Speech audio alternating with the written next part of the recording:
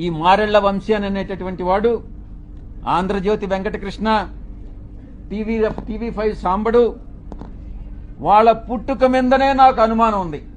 నేను ఈ రోజు చెప్తా ఉన్నా పత్రికాముఖంగా, ఒరేయ్ మీ పుట్టుక మీదనే నాకు అనుమానాలు ఉన్నాయిరా. నీ ఇష్టం వచ్చి చేసుకో విజయసాయిరెడ్డి గారు. కోర్టుకి వెళ్తారా వెళ్ళండి, రాజ్యసభకి వెళ్తారా వెళ్ళండి, ఛానల్ పెడతారా పెట్టండి, లేదు చూసుకుందామంటారా మీ అడ్రస్ ఎక్కడో చెప్పండి, నేను రేపు మార్నింగ్ వస్తాను, మీ అడ్రస్ ఎక్కడో చెప్పండి. దయచేసి ఇటువంటి పనికిరాని కబుర్లు ఇక ఆపేయండి. మీ ప్రభుత్వం లేదు, మీ ప్రభుత్వం మళ్ళీ తిరిగి రాదు.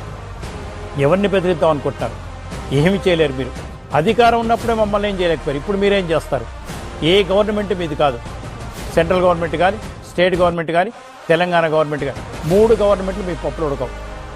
జాగ్రత్తగా ఉండండి. ఇంతమంది ఉంటే వాళ్ళ మీద ఎవరి మీద చేయనటువంటి ఎలిగేషన్ తన భర్త అయినటువంటి మదన్ మోహన్ మీ మీద ఎందుకు చేశాడు, మీ మీద ఎందుకు ఈ ఆరోపణ చేశాడు, ఇది క్లారిటీ ఇవ్వాలి, ఇది క్లారిఫికేషన్ ఇవ్వాలి. అంతేగాని వంశీ అనేటువంటి వ్యక్తిని మీరు దుర్భాషలాడినంత మాత్రాన సరే నేను పదాలు మాట్లాడను, నేను అగౌరవపరచను. ఎందుకనంటే మీరు మాట్లాడినటువంటి ప్రతి అంశానికి, ప్రతి మాటకి నేను యుద్ధాన్ని సిద్ధం చేస్తున్నాను.